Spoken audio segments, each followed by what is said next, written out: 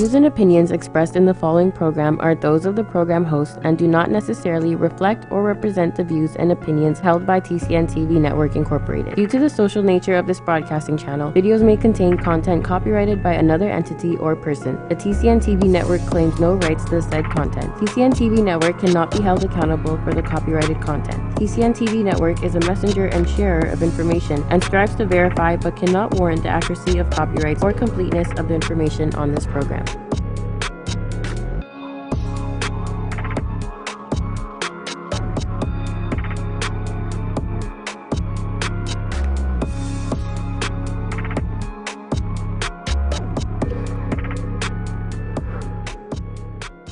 With so many newspapers within the community, it's sometimes hard to tell what separates us from the rest. Most of the time, they all brag about the same thing. You know, the large circulations, tons of online views, and it can go on and on. But what really separates the Toronto Caribbean newspaper apart from everybody else? Well, it's simple. Our service. No, seriously. Hi, I'm Grant Browning, founder and CEO of the Toronto Caribbean newspaper. I have over 20 years of branding and marketing experience, and I've worked with countless companies and corporations to do one thing, and that is to raise their profits with their brand. With over 40 years of combined experience in branding and marketing, our amazing staff is fully prepared to sit down and figure out exactly what you need to stand out from your competitors. The reason why you don't see that anymore is because the ad is too powerful, bring too much people. So what are you waiting for? Give us a call today. We'll be happy to help.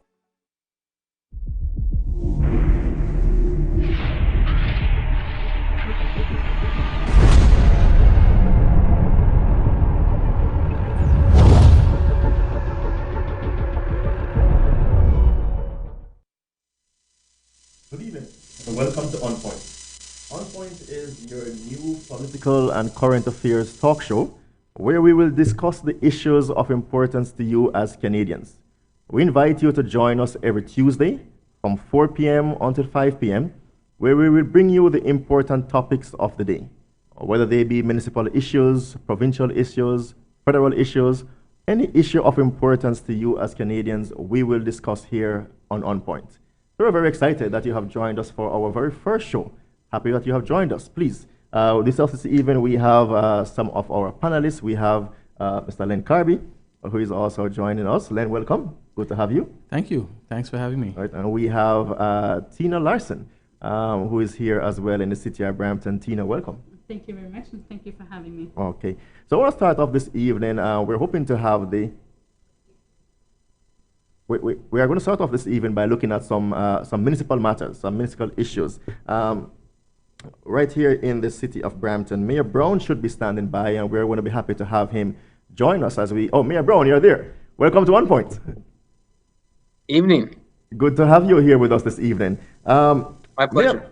Mayor Brown, you're just about, say, 6 months into your mandate, 6.5 months into your mandate as the mayor of Brampton. Talk to us. I mean, how has it been? How has the first 6 months been for you? Well, it's been great. We've got a united working very hard to get Brampton back on track, and it's been exciting. We had our first tax freeze in 19 years. We hired 55 new police officers. We're really stamping down on crime. We're investing in recreation with the new cricket pitches. So it's going really well at City Hall. I see you have the infamous Tina Larson on your... Yes. Any tough questions from Tina? No, we're gentle tonight. Well, on Point, we are hoping to bring the issues that are important, not only to the folks in Brampton, but to Canadians by and far. Mayor, just a few things. We know that, for example, some of the big issues for you so far, we see the Center for Cybersecurity. What can Bramptonians expect in terms of good jobs from this investment? Is that something we can... What's the time frame to kind of get this on stream and get good jobs here in Brampton, particularly through the Center of Cybersecurity? Well, this was very encouraging, actually. As you know, while many of us were disheartened when Doug Ford pulled the funding and the support for new post-secondary institutions in Markham, in Milton, in Brampton and the Francophone University. But we use this as an opportunity. No one on Brampton Council was going to be discouraged by the short-sightedness at Queen's Park, and we said we're going to continue to move this forward. We want opportunities for training, academics, skill development in Brampton.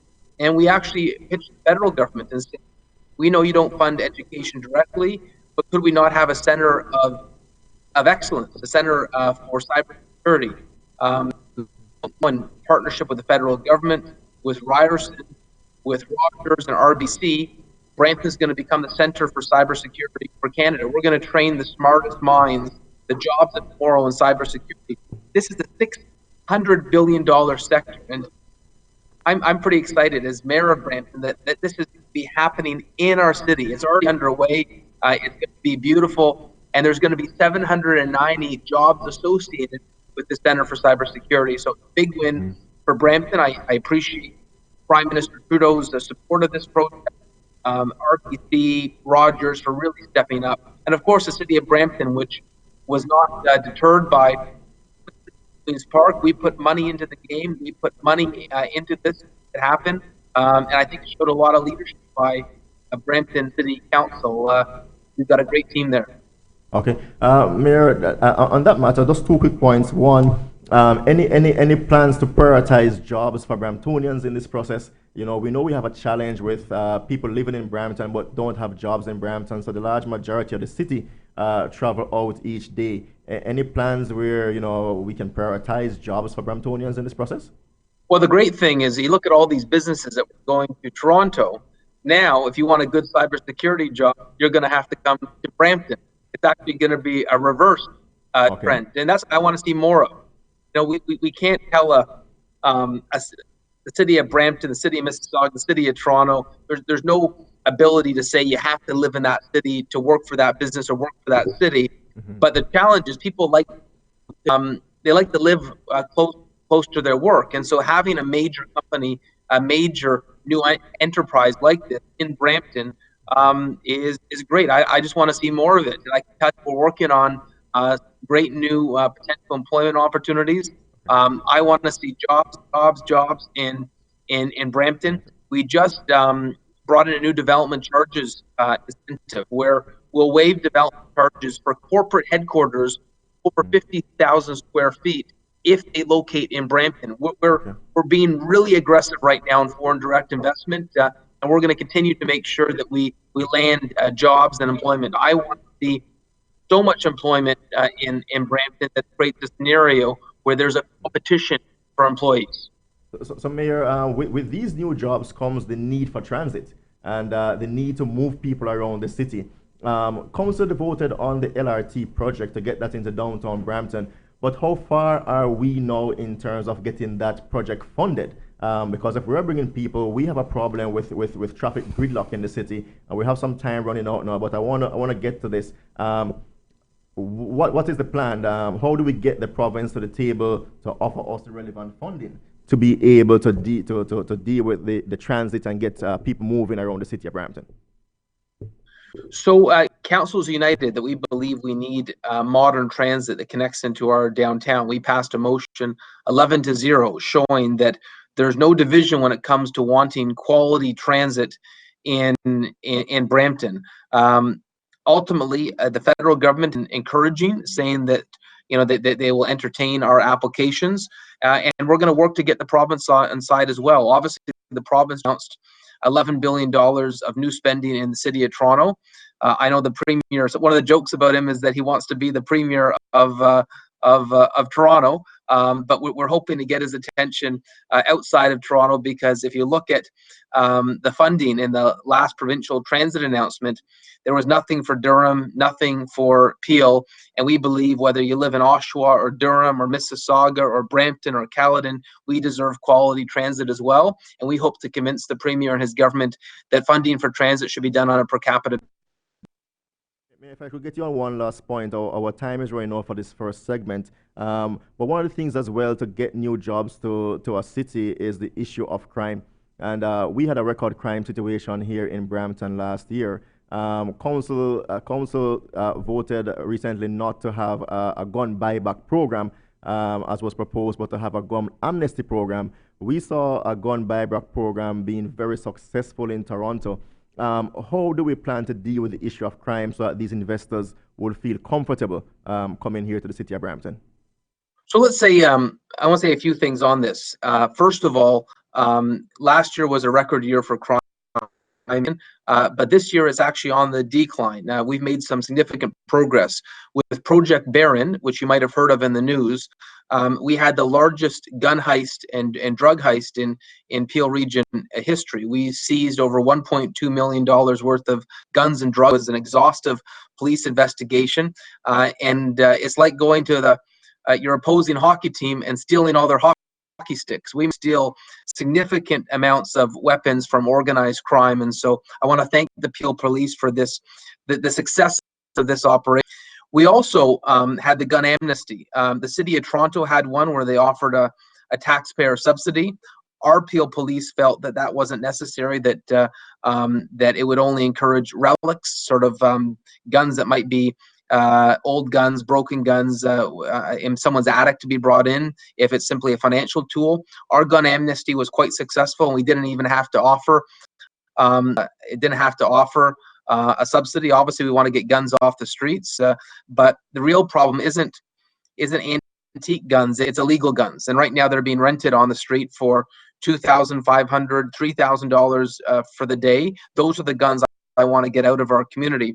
And I would note that right now there is provincial funding for guns and gangs to combat police funding for guns and gangs. Right now, it's only Toronto and Ottawa that are eligible for the gun and gang funding. And so we're hoping, I know myself, Mayor Crombie, Mayor Thompson, we're trying to convince the province that gun and gangs activity is not limited to Toronto and Ottawa, that we have gun and gang. I know not to the same extent as Toronto, but we do have it in Peel Region as well. We believe that funding should eligible in Peel Region. I'd also note that we hired 55 new officers this year as well. So we've got one of the largest investments in policing, and also happened to be our most diverse graduating class of new officers. So we've got a great new crew of police officers joining the Peel Police. Mayor Brown, thank you. We have to leave it there. We're out of time for the segment. We look forward to having you back so we could talk to the people of Brampton, people of Ontario and Canada about some of these important issues. Thank you very much, Mayor Brown. Wonderful. And Jermaine, try to go easy on Tina and Len. They're good people. Will do. Thank you. All right, we'll be right back. We'll go to commercial break and we'll come right back to On Point. At Benjamin Law, we understand the real cost of personal injuries. As the victim of an accident, you may be the one who's physically hurt, but your main concern is that your family are the ones who will pay the price. Benjamin Law will be there for you, helping, supporting, and working tirelessly to resolve your personal injury case. Call 1-855-899-4878 or visit benjaminlaw.ca and let our family of lawyers help your family. With so many newspapers within the community, it's sometimes hard to tell what separates us from the rest. Most of the time, they all brag about the same thing. You know, the large circulations, tons of online views, and it can go on and on. But what really separates the Toronto Caribbean newspaper apart from everybody else? Well, it's simple. Our service. No, seriously. Hi, I'm Grant Browning, founder and CEO of the Toronto Caribbean newspaper. I have over 20 years of branding and marketing experience, and I've worked with countless companies and corporations to do one thing, and that is to raise their profits with their brand. With over 40 years of combined experience in branding and marketing, our amazing staff is fully prepared to sit down and figure out exactly what you need to stand out from your competitors. The reason why you don't see that anymore is because The ad is too powerful, bring too much people. So what are you waiting for? Give us a call today. We'll be happy to help. Are you retiring smart? Make your home's equity work for you. With your home's equity and our 30 years of experience, the Retire Smart Properties team can help you achieve the quality of life you've always wanted. Our services are 360 degrees. We'll give you advice, take care of staging and selling, and help you find the perfect home and community to transition to. It's time to enjoy the retirement lifestyle you deserve. Visit our website today to learn how you can use your home to retire comfortably. The Retire Smart Properties team, powered by RE/MAX West. At Benjamin Law, we understand the real cost of personal injuries. As the victim of an accident, you may be the one who's physically hurt, but your main concern is that your family are the ones who will pay the price. Benjamin Law will be there for you, helping, supporting, and working tirelessly to resolve your personal injury case. Call 1-855-899-4878 or visit benjaminlaw.ca and let our family of lawyers help your family. With so many newspapers within the community, it's sometimes hard to tell what separates us from the rest. Most of the time, they all brag about the same thing. You know, the large circulations, tons of online views, and it can go on and on. But what really separates the Toronto Caribbean newspaper apart from everybody else? Well, it's simple. Our service. No, seriously. Hi, I'm Grant Browning, founder and CEO of the Toronto Caribbean newspaper. I have over 20 years of branding and marketing experience, and I've worked with countless companies and corporations to do one thing, and that is to raise their profits with their brand. With over 40 years of combined experience in branding and marketing, our amazing staff is fully prepared to sit down and figure out exactly what you need to stand out from your competitors. The reason why you don't see that anymore is because The ad is too powerful, bring too much people. So what are you waiting for? Give us a call today. We'll be happy to help. Birthday to you. May your dreams all come true. Happy birthday to you.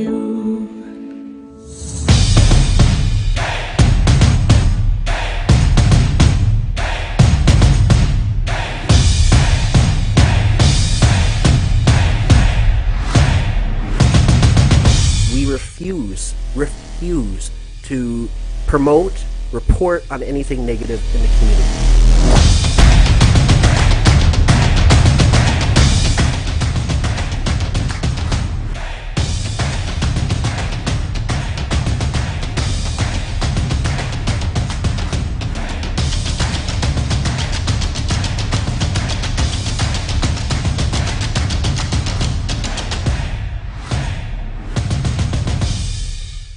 At Benjamin Law, we understand the real cost of personal injuries. As the victim of an accident, you may be the one who's physically hurt, but your main concern is that your family are the ones who will pay the price. Benjamin Law will be there for you, helping, supporting, and working tirelessly to resolve your personal injury case. Call 1-855-899-4878 or visit benjaminlaw.ca and let our family of lawyers help your family. Are you retiring smart? Make your home's equity work for you. With your home's equity in our 30 years of experience, the Retire Smart Properties team can help you achieve the quality of life you've always wanted. Our services are 360 degrees. We'll give you advice, take care of staging and selling, and help you find the perfect home and community to transition to. It's time to enjoy the retirement lifestyle you deserve. Visit our website today to learn how you can use your home to retire comfortably. The Retire Smart Properties team, powered by RE/MAX West.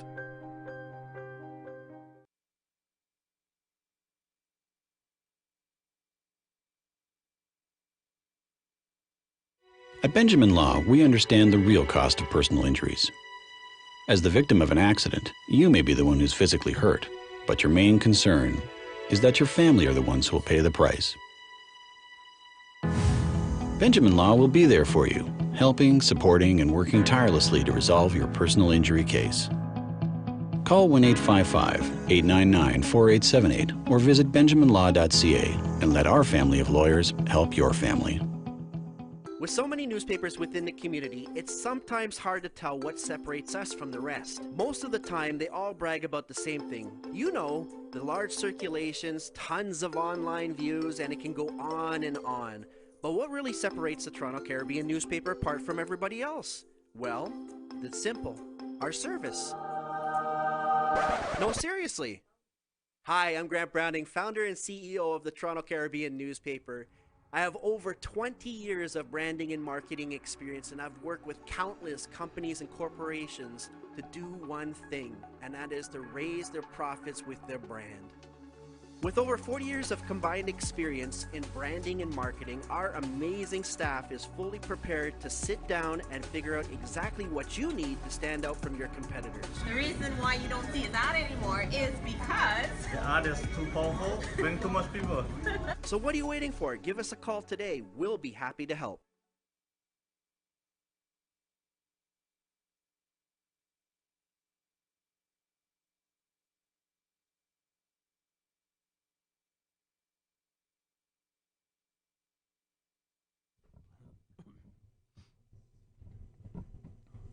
So next time I'll talk about social people on the phone.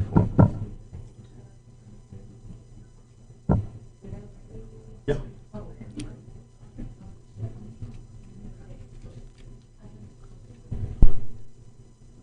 Am I live?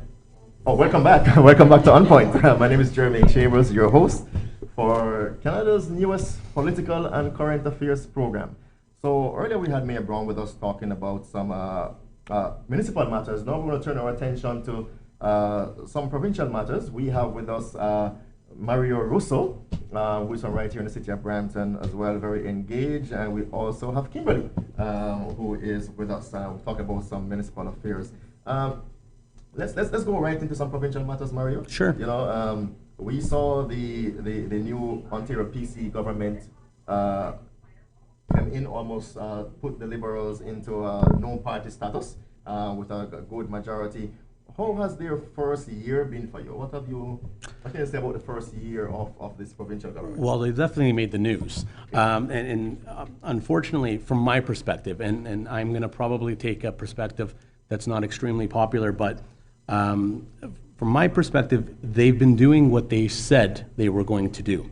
And that's the perspective that I think winning a majority government, they came into power with a certain mandate, and I believe they're fulfilling their mandate. A lot of people will ask or argue about cuts and so forth. I'm just going to speak from what I've heard, and a lot from my perspective is, you know, the slogan that they've used very often is promise made, promise kept. And I believe the number is approximately 75% of those promises made have been kept.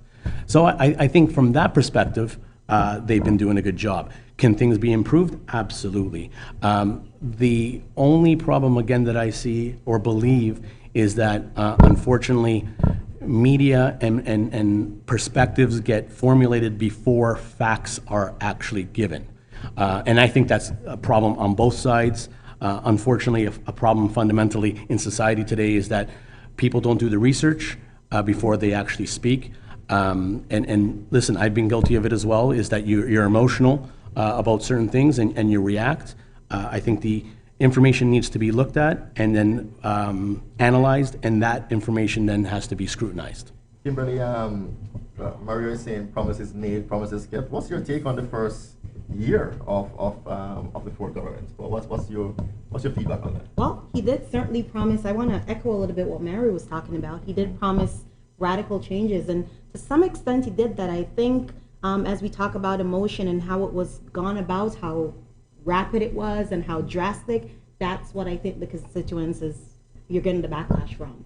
But in terms of checking the boxes, he did that to a certain extent. The way how he went about it, not necessarily popular, right? Some of the cuts we heard about, lots of emotion, lots of different bodies chiming on that. And again, it sounds sometimes worse than it actually is without doing the research. So he did certainly make some or stood to the list, if you will, what he said he would do. But I think the way he went about it and how drastic it was, that I think might be the issue. And again, certainly room for improvement where that's concerned. Yeah, well, we have seen a lot of demonstrations. We have seen people concerns, for example, their concerns around autism and the cost of that program there, and a number of parents who had some concerns. I do understand that there was a big deficit, so $15 billion is what the government points to, and the need for them to kind of deal with that. But we got used to a certain level of service. How do we balance those two? Well, again, the deficit, let's use that as an example, of $15 billion, there's going to be some tough decisions to be made. At the time of the first budget being announced, I do believe that that deficit has already been cut by $3 billion. That's a significant number. That is some great improvement. I've done a little bit of homework as well, and I've looked at some of the spending that's being done even on education at $700 million and on healthcare at $1.3 billion. Now, as Bramptonians, the truth is that hasn't been felt in our boundaries. So, for example, we have an LRT issue. We have an issue with, let's talk first about, as you mentioned, Bramptonians and the provincial government, Kimberly. I'll come back to you shortly, Mario. Yep. We were looking forward to university. Mayor Brown was on earlier. He spoke about the university and not getting that funding again. What has the impact been for Bramptonians in that process? Well, I know the residents certainly wanted that university to bring some traffic to Brampton, to house the students that we have in Brampton.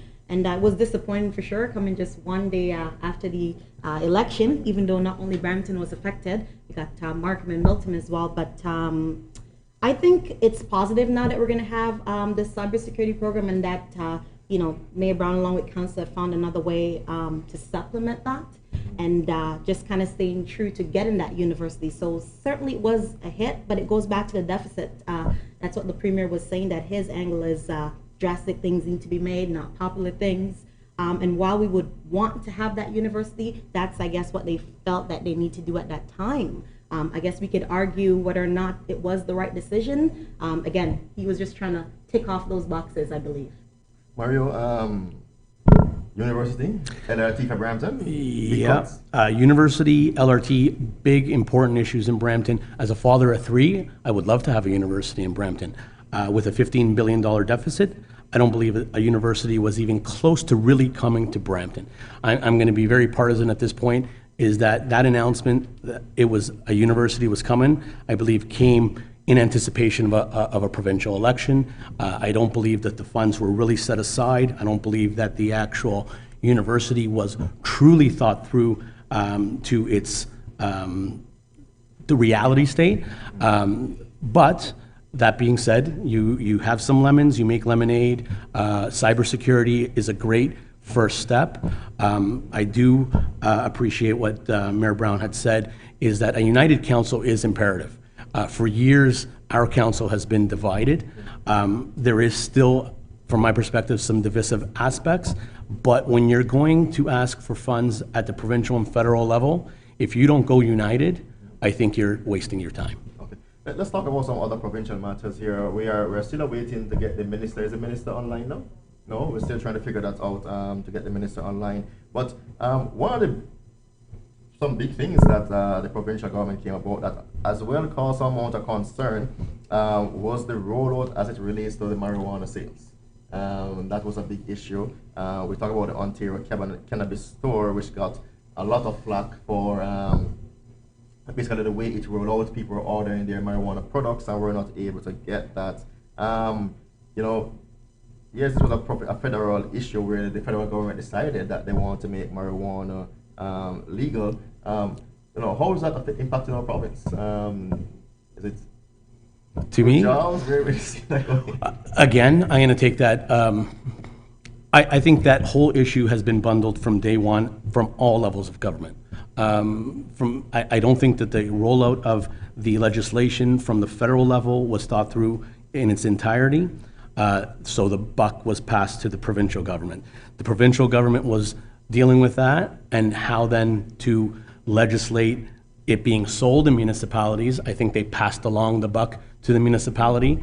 At the 11th hour, I think they realized that that could have been a real problematic scenario. They put that lottery system in place. Mm-hmm. Once that lottery was in place, from my perspective, it eliminated a lot of the potential hazards because you were limiting the ability to have a street full of cannabis stores. As someone who's a believer in our downtown, I think when you then put anything, whatever I think the land use issues became the true issue, and it became, again, emotional as opposed to listening to real planning issues, and I think that's where the debate got very confusing to many. Okay. Kimberly, have we managed this cannabis rollout? Do you think properly? Do you think that we are ensuring that we're keeping cannabis out of the hands of kids within this province? How do you feel about the rollout of cannabis? Well, in addition to knowing how it was going to roll out, I think that was a part of it. I think it just wasn't fully thought out. There's still some loophole for that. There's still some gray area where it can get around. And again, it just kind of, I'd say, jumped the gun a little bit. If it was thought out a little bit properly, then not only would we have to worry about supply and distribution, but how it's going to get into the hands or not get into the hands of the children. So I think there's still some gaps where that's concerned that needs to tighten up. Yeah, because I think supply is really a big problem. People are saying that you can't get supply. They can't and access basically people, the black market is still there. So how do we deal with that? This is a challenge for the government for sure. Absolutely, and I, again, maybe I'm a little bit of a pessimist when it comes to that. I don't think the black market is going to be eliminated, and in fact, it is somewhat perpetuated by having it more legal, legalized, because what ends up happening is you have areas that it's not as shadowy now. So, it'll be an upscale location, but it's still selling it illegally. How that's going to be, the legalities of that and the enforcement is very difficult. I feel for our first responders. How is that going to, how are we giving them the tools to do that when we don't even know the questions, we don't know the answers to the questions before we're rolling things out. All right, so we have to take a quick break. We will be right back here on Point. Stay with us as we discuss the issues of importance to you here on Point. Happy birthday to you. Happy birthday to you. May your dreams all come true. Happy birthday to you.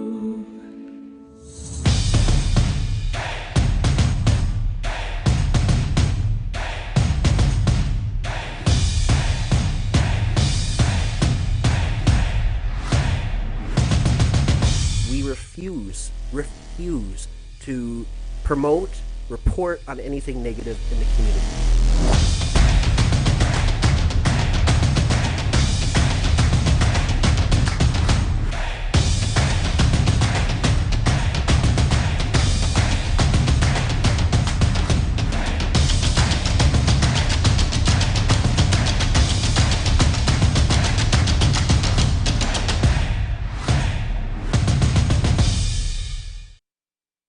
At Benjamin Law, we understand the real cost of personal injuries. As the victim of an accident, you may be the one who's physically hurt, but your main concern is that your family are the ones who will pay the price.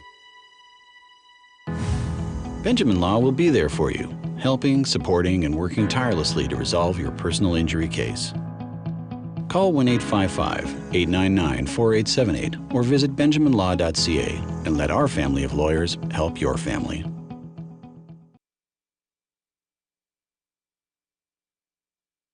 Happy birthday to you. Happy birthday to you. May your dreams all come true. Happy birthday to you.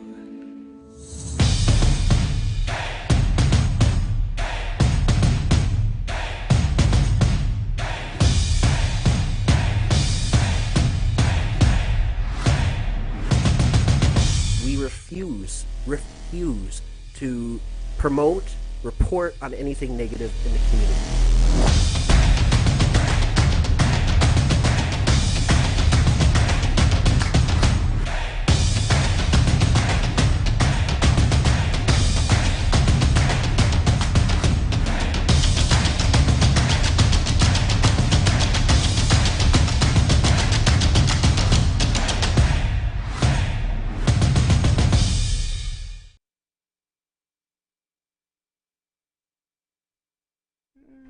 Good evening and welcome back to On Point. I'm your host, Jermaine Chambers, where we discuss all the current affairs and political issues of importance to you as Canadians, be they provincial, municipal, federal, or any other issue of national importance. We're lucky to have you join us today. We're going to invite to join us Ontario's Minister of Education, Mr. Stephen Lecce. Do we have the Minister? Yep, just 2 seconds. Okay, the Minister is here. We're very happy to have the Minister join us to have a quick chat with us. And we will we talked earlier about some of the provincial issues. The government celebrating 1 year in office, and we are very happy to have the Minister Lecce. Good to have you, sir. How are you doing? Oh, we're doing well. Welcome to Brampton. You know, even though it's by video, we look forward to having you in our studios next time around. Minister, I want to go right into the conversation with you. First of all, congratulations on your most recent appointment as our new Minister of Education.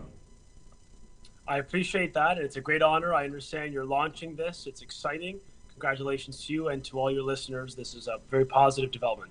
Okay, thank you. Minister, just before we get into your role as the Education Minister, I just want to quickly ask you, you served as a parliamentary assistant to the Premier within the last term before your most recent appointment. How would you look back at the first year of government that you guys have gone through? I think we had a successful year in the context of getting things done for the people of Ontario.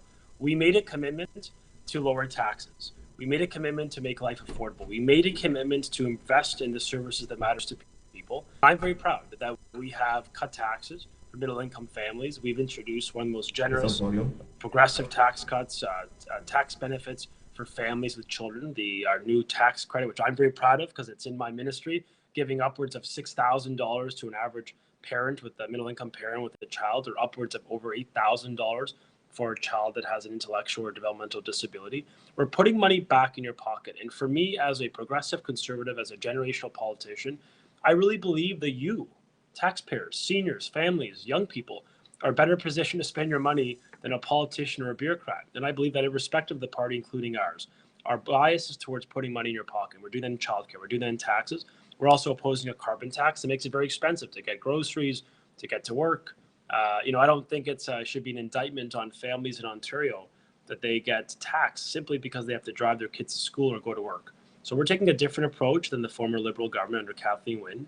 We appreciate the mandate we've given, but we know there's more work to do. And that's why we're working through the summer. It's why I'm here in the Ministry of Education right now, working away and very focused on delivering results for the next generation of the province.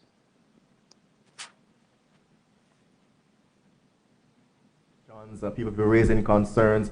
We have folks with concerns about the autism issue, about how that was rolled out. We have concerns, there were concerns, for example, about cuts to class sizes and in the cuts to education budget. How do you respond to people who bring those concerns to you that, things appear to have been done without consideration for the impact it would have on ordinary Ontarians? How do you respond to those folks about the concerns about the cuts?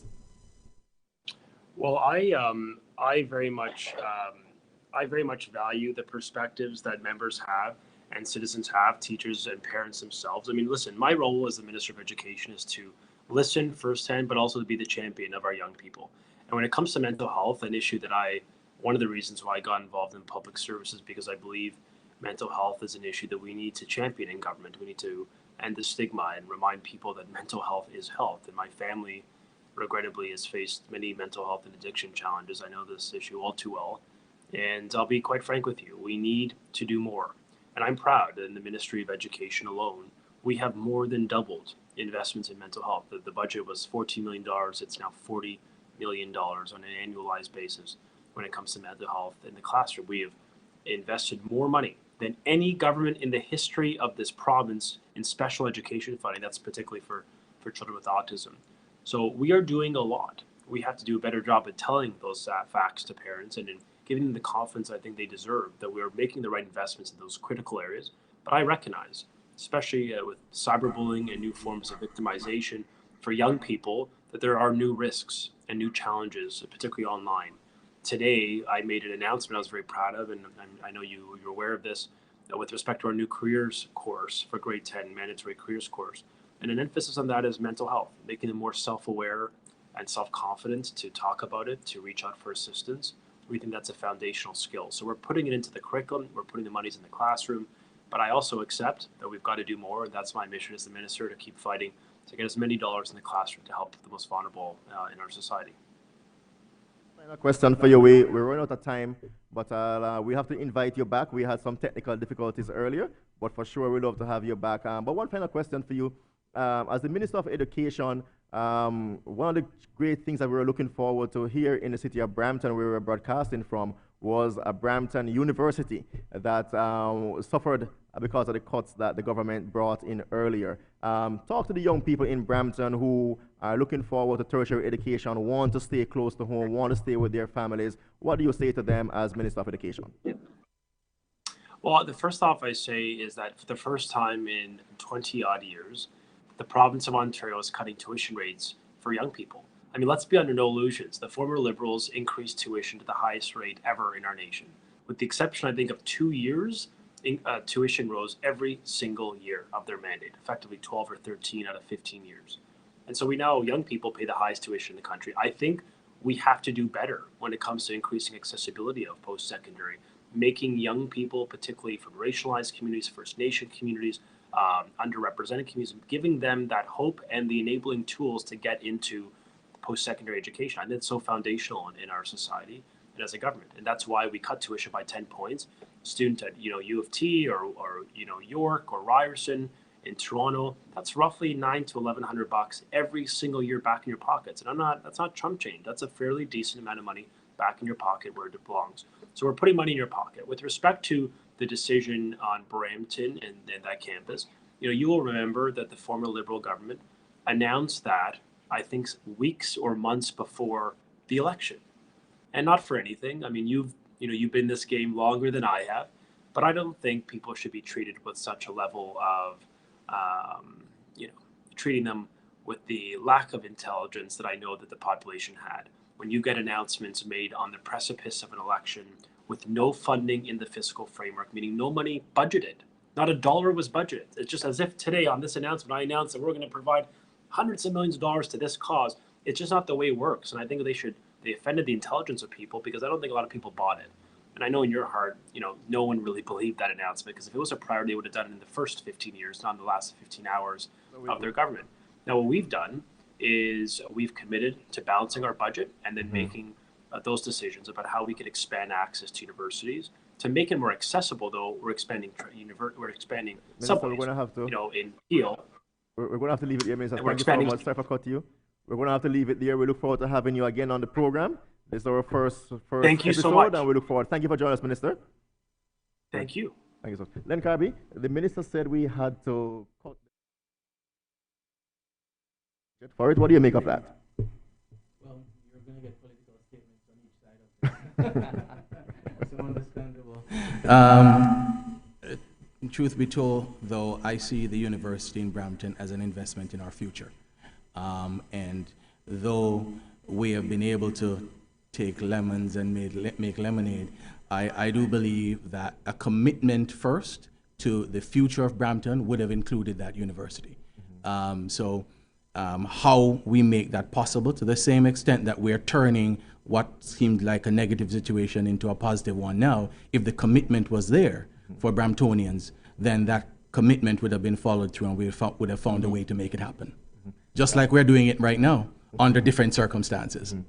For us, do you think it was like a commitment to the people of Brampton? Why the university's gone? I think what Les is saying is we've taken, and Mario touched this too, we've taken what we had and we made use out of it. We've taken the announcement and turned into a cybersecurity hub in Brampton. We found $30 million from corporate sponsors. Rogers came to the table with money. We had the federal government come to the table with money. So it's more about the commitment. So if the province actually makes a commitment and follows through, then we can actually start to find dollars for it as well. Okay. And I actually think that the solution shows the creativity of the people of Brampton. This public-private partnership, which has emerged out of this, is actually proof of the resilience of the Brampton folk to be able to figure out a way to still make this happen and make this commitment for the future of Brampton come through. Yeah, Len, we want to leave you shortly, and I want to get Tina up. What do you think has been the greatest challenge for the Brampton municipality in the first 6 months?